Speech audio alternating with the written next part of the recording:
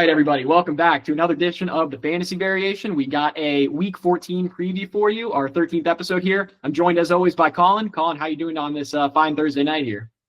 I'm doing pretty well, Tommy. Coming off of a pretty good fantasy win, so always feeling good. How about you? How you doing? Could be better. A little tired today. Tough fantasy loss this last week, but I passed my actuarial exam, as I told you, so spirits are at least lifted a little bit from where I was earlier this morning or this weekend from the fantasy loss. So happy for that, at least. There we go. Big congratulations. That's huge.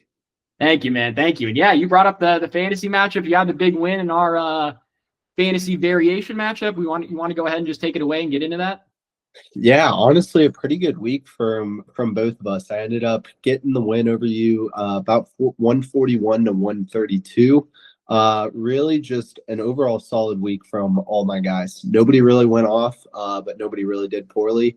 I think the worst guy that I had this week was probably Jalen Warren with 12.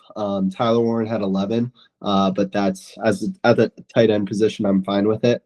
And then my highest scorer was Nico Collins at 21. So really had everybody finish right in between there, excluding defenses. We both got 1 point from our defenses, so good work there. And then everybody else did pretty average and scored 141. So really happy with it. Sorry to take you down, but got to do what I got to do. Yeah, this one ended up being a thriller going into Monday night. I want to say you were up by like 5 or 6 points or something like that. And I had Stephon Diggs and Travion versus Drake May. Obviously, Travion Henderson doesn't really do much because I don't know what the Patriots are doing with Ramondre Stevenson. He's out there to start the game, taking a ton of snaps per usual, even though Travion has looked better all season, but I digress.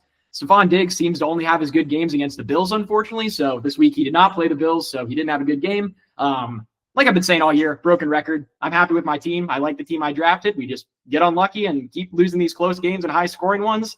Officially in last place, 1 game back of 9th place with the most points scored. So, hey, we might be setting a record here with this one, so that could be cool at least. I was gonna say, man, we're still playing for something this week. We basically are playing each other again. You got to outscore me by what is it, like 8 or 10 points or something, or I have to outscore you. Yeah, not to say, whoa. My bad. Yeah, by 3 points. So still playing for something. And hopefully you can get that $100 bonus for most points scored. Yeah, and with the playoff matchups or kind of like the buys and all the playoff seeds kind of already set, that might be the biggest matchup of the week is our hypothetical points for matchup here. So maybe we could just jump to the standings before we even talk about some of these games. I mean, we could flash to this. Oh yeah, go ahead. I got one more shout out from my team that I forgot. Shout out Jameson Williams, 27 points on the bench. Come on. I apologize. He plays tonight. He's in my starting lineup. Take his unders. I apologize in advance. Okay. Yeah, I can't blame you for playing him tonight, but yeah, I'm sure he's going to be in for another stinker. So thanks a lot for that, even though the Lions really need one tonight. Yep. I apologize. Yeah, so I guess moving over the standings, I mean, it seems like you and Zach pretty much already got the buys locked up here. I mean, Nichols is only 1 game back of you guys, but I imagine the points for are not even close in that regard, so he'd probably have to outscore Zach by a heck of a lot, and Zach has to lose to be able to take that buy. So congratulations to you and the Ironheads for pretty much locking that up as of right now. And then the rest of the playoff field pretty much already set as well. Nichols, Barrett, and Dean have already actually locked up their playoff spot. It looks like they haven't given Ron the official lock for being in the playoffs, but Tanish has to outscore him by like 100 and make up a game. So not really sure if I see that happening, but hey, this app loves Salty Mango apparently. They really think he's going to sneak in there. I was going to say, man, it can happen. Tanish has got to outscore him by just over 100. And then, hey, don't count Nichols out. If he outscores Kioski by 108 and wins and Kioski loses, he's got to buy. So, and I shouldn't count that out. If I lose, Nichols outscores me by about 285 points. He's got to buy. So don't count him out. Oh, man, that's always fun to see someone with, 4 more wins than you with 300 less points. That's fantastic. Shout out Nichols. Shout him out, man. Shout him out. But yeah, like you said, standings are pretty much set. Did want to quickly highlight just the scores from last week. Tanish's team won 144 to 92 against Dean. Riley's team beat Barrett, almost doubled his points, 141 to 77. Elgin beat Kioski 128 to 80. And then Nichols beat Ron in a perfectly perfectly scripted matchup between those two, 100 to 98. I mean, you don't write it any better than that. So that's all I got to say. Yeah, and heartbreaking too, because I mean, if I was able to pull my win out, Nichols' win there would have kept me alive and really still alive in the playoff race. So shout out Nichols again for getting the job done against Ron. Just Dak Street boys can't seem to catch a break here. A lot of stinkers across the board, across the league here, but I play someone who scores 141 per usual. So oh well. Absolutely. Well, I think that's all I wanted to cover on standings and scores from last week. You got anything else? I don't think so. I mean, we've already talked about these teams a lot. And like you said, the playoffs are already really set at this point. So I think we'll kind of save a lot of our talk for next week going into the first playoff games. Yeah, sounds good. Good luck to everybody in the playoffs. We'll see you next week. Were you about to say good luck to me? And then you're like, oh, shit. Maybe. Good luck to you this week. Hopefully you can beat me in our hypothetical matchup. I'm sure. I don't know if you actually believe that, but we'll see, man. We'll see. Tonight's a big night. Tonight will probably give us a very good estimation of who will finish that with all your guys on Thursday night. And then I'm starting your boy Jared Goff this week too. Hell yeah. So could be a big night for me, or could be a really big stinker. So we'll see. Yeah, I guess since we don't have a lot to cover today, I mean, do you have any thoughts on the game tonight? I mean, obviously, I'm kind of terrified with how Dallas has looked of late and how poor the lines have looked. Do you have any thoughts? Are you taking any plays on the money line or anything tonight? I ain't gonna lie. I'm not touching the over/under. I'm not touching spreads. I kind of feel like the Cowboys might sneak this one out. I'm not rooting for it. I don't know. I've got a weird feeling. Their offense is so good, and your guys' defense is banged up. So I don't know. I'm calling it. They might win, but I'm not that knit and rooting for your line. So what are your thoughts on it? Yeah, I think I agree with where they have the line. I want to say the last time I looked at it, maybe it was a day or two ago, but Detroit was favored by 3 at home. So I feel like that makes sense. I am really concerned, though, about Quinnen Williams. I mean, he's kind of transformed at least their run defense over there in Dallas so far. And, man, our interior offensive line might be the worst in the league. So Quinnen Williams is probably just going to have his way with all those guys.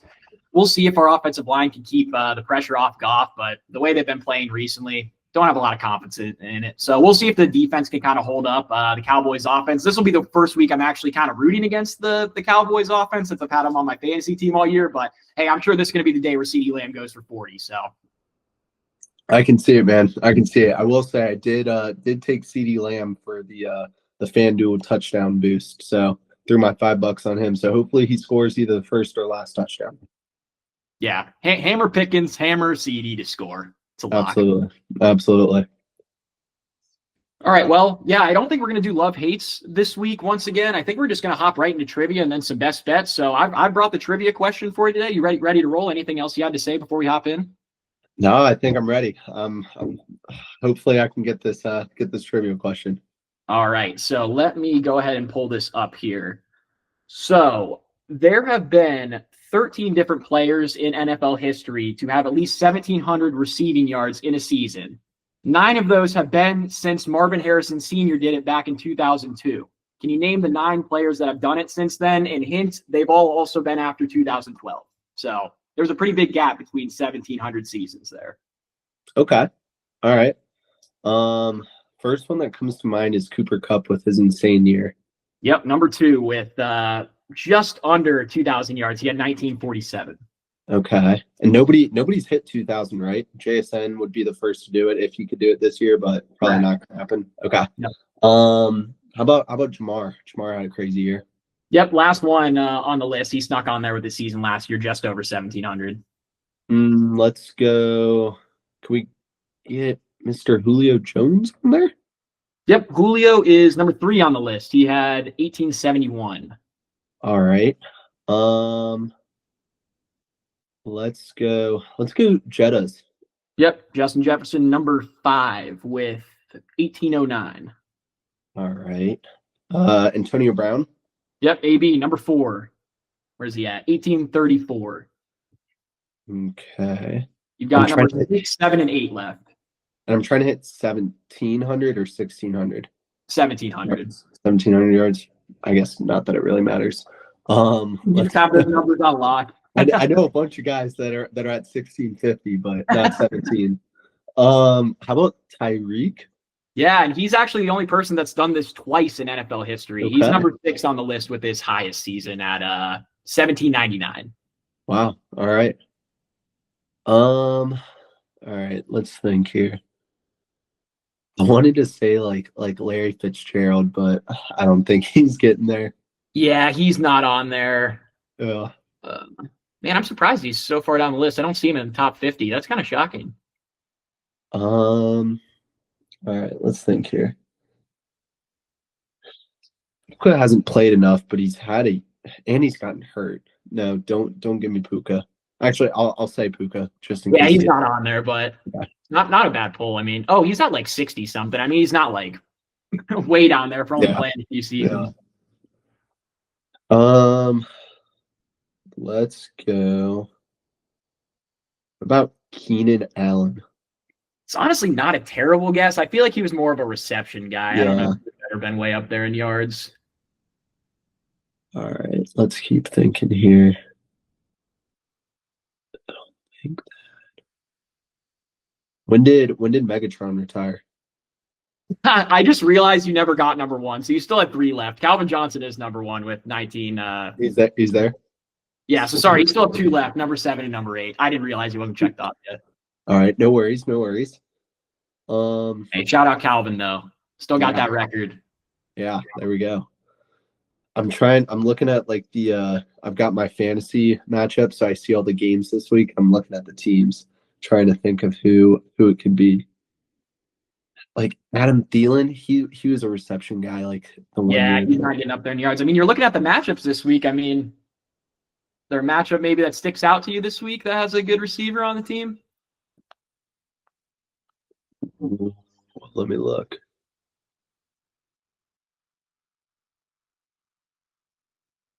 Maybe one of our favorite teams is playing in that matchup. Is it Amon-Ra? No. What, Colts? No. Just playing in the game. Oh, CeeDee. Yeah, CeeDee Lamb, number 7 on the list. He did it in 2023. I'm an idiot. All right. And then this last one's definitely a little trickier than the other names, but okay. It was a 2019, if that helps get you the time frame. Is he still playing right now? No. And I'm not really sure if he had a good season after that. Oh, man. 2019 college. I just feel like if I gave you the team or college, it would give it away. So the college would give it away? Huh. It's a weird college. It's not a weird college.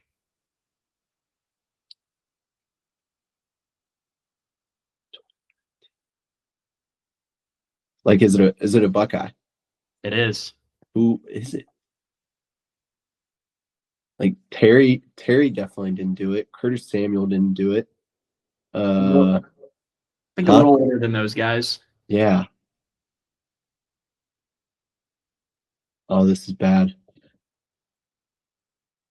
I'm trying to think of another good hint. I feel like I don't have any good ones for this that wouldn't give it away. Like not Paris Campbell, freaking shitter on the Colts.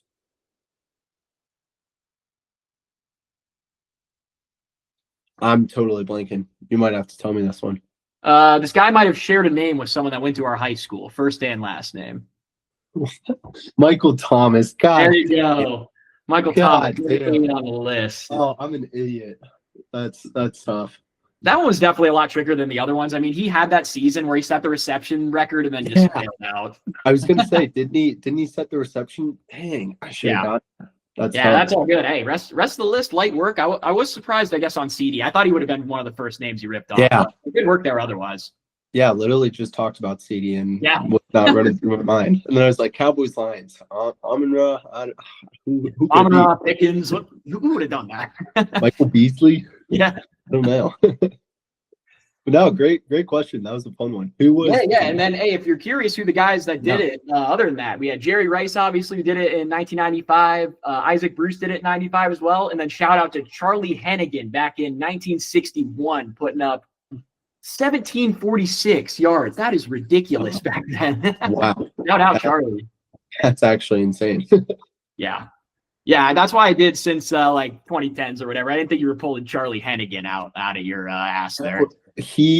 Charlie ran through my head. I couldn't think of the last name, but man, Yeah, yeah. We'll get it next time. Yeah, you knew, but you knew he obviously played way before 2010, so it wasn't going to be him, So Exactly. Yeah.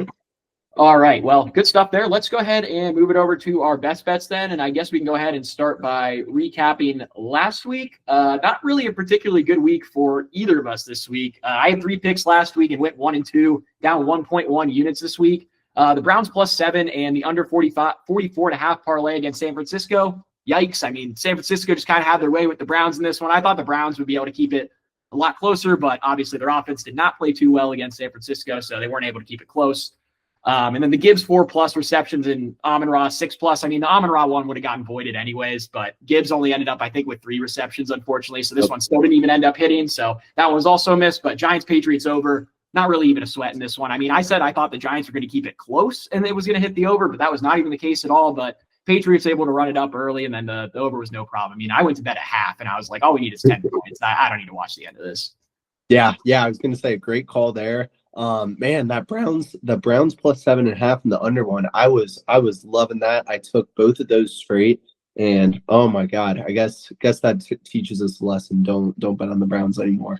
Yeah, we had our luck early on in the season, not anymore. But then then your Gibbs. I also had Gibbs over 4.5 receptions. Thought that was the easiest play of the year. Unfortunately, did not hit. And then for me, my other one was Chiefs, Lions, Eagles, money line parlay, all big favorites.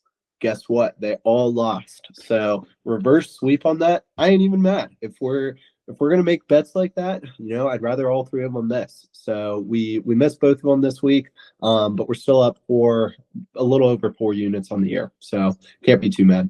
Yeah. I love what you say there. You're gonna save up your luck for like your future picks. I mean, if you're making a parlay, I mean, missing all 3 and missing one's the same thing. So you may as well save up the good picks for next week.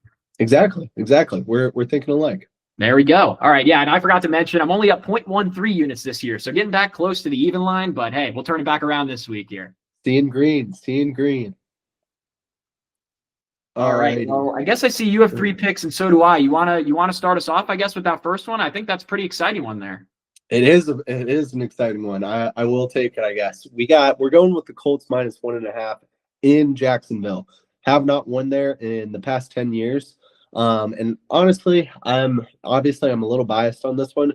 Colts have not been doing too well as of late. I think this is a very much get right game for them. This Jaguars team just took over the divisional standings. Like they're number 1 each.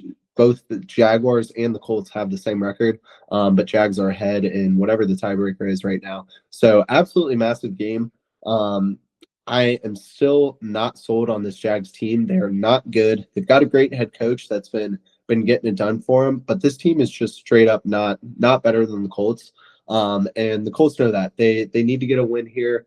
And yeah, I mean that's all I got to say. They're winning this one. Take the money line, take the spread. Doesn't matter. They're breaking the curse. Yeah, I love it, man. I remember I texted you yesterday. And I was like, I really want to take the Jags money line, but it felt like disingenuous to our program, so I didn't want to bet on that. I'm not sure if I'm going to tail this one. I'm kind of nervous. I really think the Jags got the best chance to win this one at home. They've been playing some really good football of late, and obviously the Jones leg injury seems to be slowing them down a little bit. We'll see if they can bounce back, though, against Jaguars. And like you said, I mean, they've got to be thinking, man, we've lost 10 in a row here or something like that. So yep. we got to get on their minds. Yeah. Hey, and I do got to say, I don't blame you if you take the Jags, but you are basically lighting your money on fire. So fair warning. Yeah, I might just stay away from this one, to be completely honest. Fair enough. All right, over to my first one. I've got a couple of unders this week. We're looking for a little redemption when we took those NFC West unders, and both them hit the over by 30 points. We're not necessarily going with NFC West matchups this week, but the first one I got is Pittsburgh against Baltimore, under 43.5. I don't think I have much to say on this one. I mean, it's a divisional game with a low over-under in the winter, so I feel like this is kind of just one you expect to be kind of like a dogfight out there. And then also, I just have not been impressed with Pittsburgh's offense of late, and the Rodgers injury kind of scares me. They did not look good last week. In Baltimore this season, even with Lamar, their offense has not looked good. I don't know. This seems way too high for me for a divisional matchup between two offenses I'm not impressed with. So I like the under here at -110. Totally love it, man. And I think Lamar missed practice yesterday. Oh, really? May have potentially missed practice today again. I'm not for sure on that, but I know he's banged up too, so can't go wrong with taking the under in that game. Yeah, regardless, I'm still happy to take the under. I didn't even see that he missed practice today, so good shout there. There we go. There we go. And honestly, if he misses, you probably got this number at the highest it's gonna get. So probably got at a good time. Yeah, I took it yesterday and like FanDuel's. I think I took this on DraftKings and FanDuel was actually 1 point lower for kind of like very similar odds. So yeah, it seemed like maybe it was on its way down. Maybe FanDuel was going up. Who knows? But yeah, if Lamar doesn't play, obviously this is going to shoot down afterwards. For sure. So we'll see what happens. For sure. All right. For my second pick, we're going with Green Bay Packers. We're laying the points -6.5 versus the Bears. This one, so as we know, both the Packers and the Bears are kind of, I think Bears are leading the division now with like 3 losses, and Packers might have 3, but they also have a tie. So they're neck and neck there, just ahead of the Lions. But I just do not think this Bears team is any good at all. I mean, yes, they've done terrific. They've done well. I think they get their brakes blown off. I cannot talk today. And I think the Packers just absolutely demolish them. I get it. Bears have been playing hot, and there's a lot of hope for them, but I'm very comfortable laying 6.5 points here with the Packers. Yeah, I told you earlier that the Packers were banned, but I actually do love this bet, like kind of just looking at it objectively. I mean, I wouldn't say I think the Bears are bad necessarily, but I mean, I don't think they're on the same level as the Packers, and the Packers are going to be at home in this one. For example, I mean, we saw the Packers play 2 dominant games against the Lions this year. I mean, the one on Thanksgiving wasn't a blowout or anything, but they were in control the whole time in both the games they played the Lions, and the Lions beat the Bears by 31. So, yeah, I really think the Packers shouldn't have trouble winning this one by at least a touchdown, but we'll see. I mean, the Bears have been feisty all year, so we'll see if they can keep that magic going with them. I know. They might prove me wrong, but I'm happy to do it. I kind of look at this game as like a playoff game. We're late in the season. They're both fighting for the one spot in the division. So I'm definitely trusting Jordan Love over Caleb Williams this week. Yeah, and great call on Jordan Love. Actually, have you heard like the stuff about how good he is during Toyotathon? It's like, Toyota. Oh, it's not Toyotathon anymore. No, it is. Oh, it still is? I think so. I thought it was. Yeah, I was gonna say I heard on a podcast. I think it was Nerd Stash. So shout out to them. I think he has in Toyotathon in his career like it was like 35 plus touchdowns and like 2 or 3 picks. Like it's disgusting. So yeah, considering that, yeah, I love this pick. I'm gonna be tailing. He loves it. Great call. Great call. Okay, moving over to my second pick. Like I said, we got another under here. I got Seattle versus Atlanta under 44.5. This Atlanta offense sucks, and Seattle's defense is really good. I don't see it getting to this. That's really all I got to say on this one. Simple. Would you consider taking the Seahawks? I think they're like either a touchdown favorite maybe, or like maybe even more. I'm going to look it up. I thought they were more. Yeah, I kind of stayed away from that. I don't know. With the Seahawks games, like when they're big favorites like that, I feel like I just like taking the under. I mean, their defense is so good. Like they can just disrupt an opposing offense so easily. And when they play bad teams like this, like it just seems like a lock. Like, for example, the game last week, I think I took the under as well, not as a best bet against the Vikings. And you see what a defense like that can do to a terrible offense. They can really run it up on them and allow the team to score no points at the same time to keep it under. So, sure. I like it. Yeah, I just checked. Seahawks are 7-point favorites. So I'm agreeing with you. I'm not taking that, but I like the under pick. Yeah, I'm kind of surprised. I thought I saw him at more yesterday. Maybe I was misremembering or whatever, but yeah, I kind of like that pick. I am kind of scared now taking like touchdown favorites on the road like anymore. I feel like I've gotten burned by those one too many times this season. So fair. But no, I like it. 44 seems like a good number. I'll be riding both of those, and I just checked too. Baltimore is down 42.5, so already on the down. There we go. And I forgot to mention this bet was -108, so about the same odds. Gotcha. For my last pick, we're gonna make a little fun play here.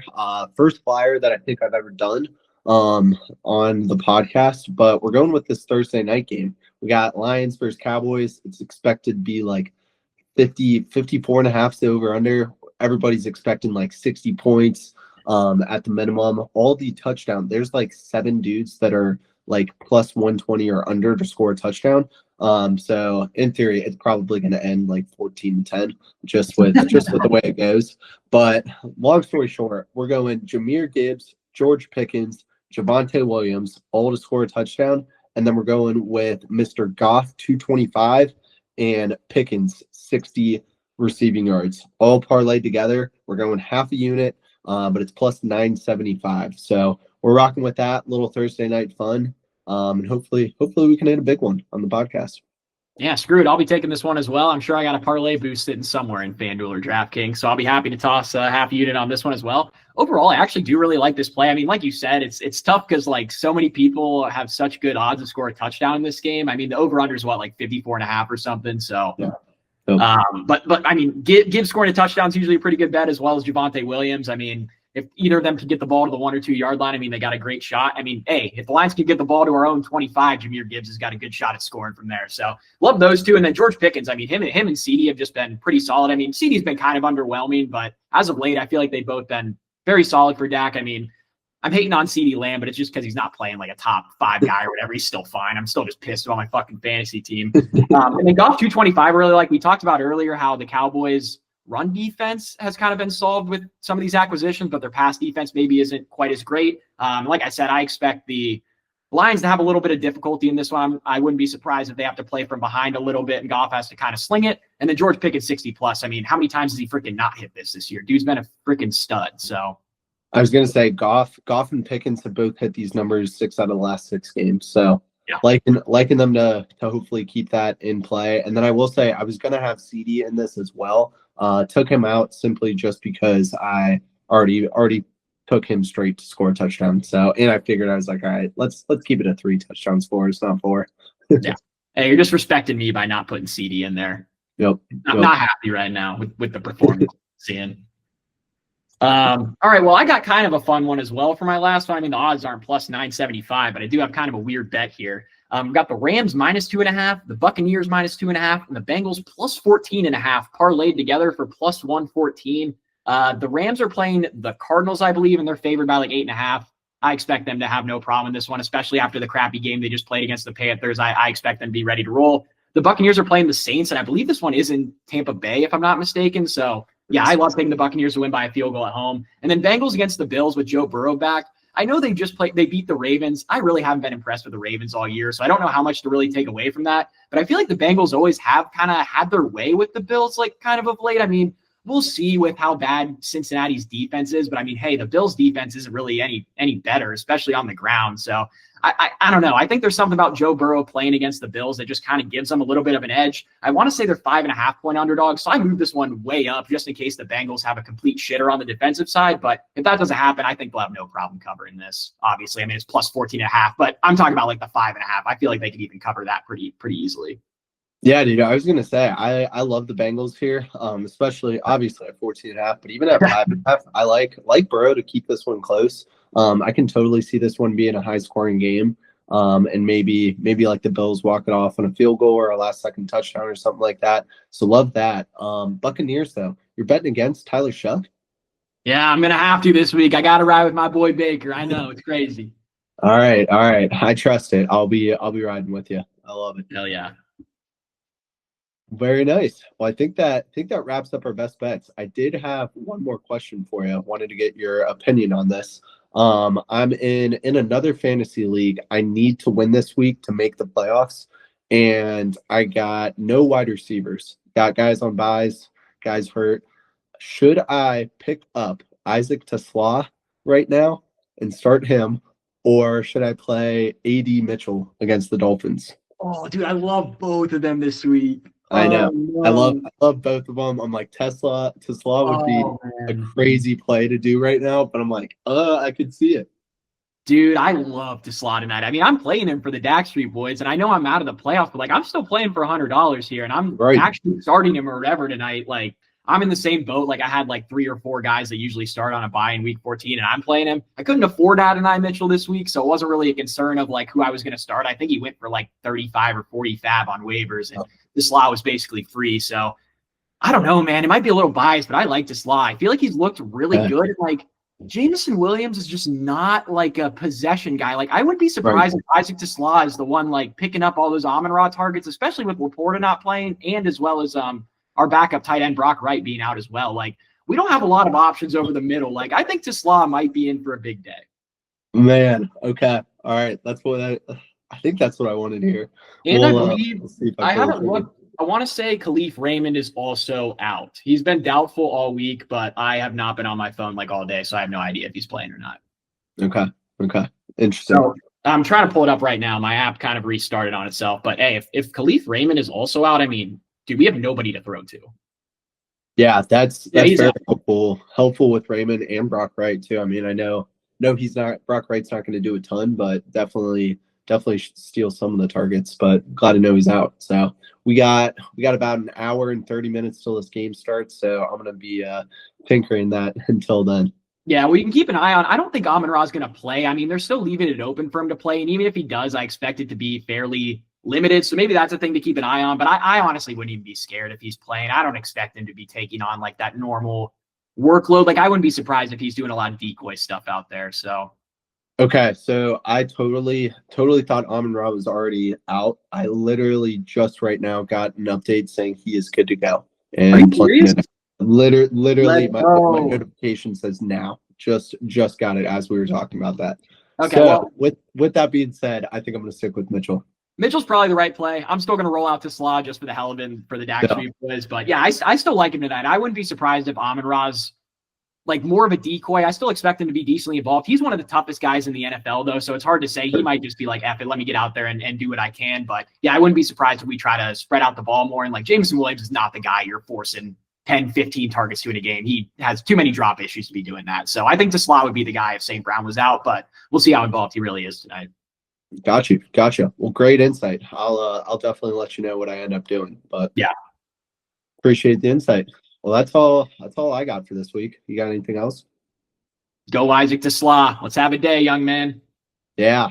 Go Lions, man. Starts real soon here, but good luck to you this week. I know we're kind of fighting against each other. And then I was gonna say good luck to everybody else in the league, but I think it's pretty much all settled. I guess we didn't mention me and Kioski are also fighting for $100. Oh, good call. Yeah, I forgot about that. If I win, I get it. If I lose and Zach wins, he gets it. But if we both lose, I still get it from tiebreakers.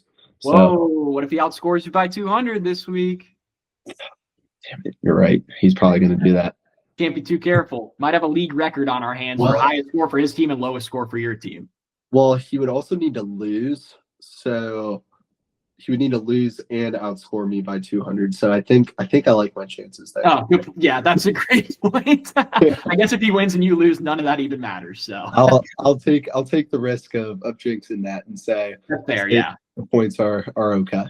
Yeah, so we'll see what happens. Who do you guys play this week? You play Barrett and Zach is playing. My team is bad, so a little unfortunate for you there with the matchups this week. But hey, we'll see. My team is bad. They won last week. We'll see if they can keep it going against Pittsburgh. I know. We'll see, man. But awesome. All right. You good? Yeah, that's all I got. All righty. Well, good luck to everybody. Good luck to the Lions and bleed blue.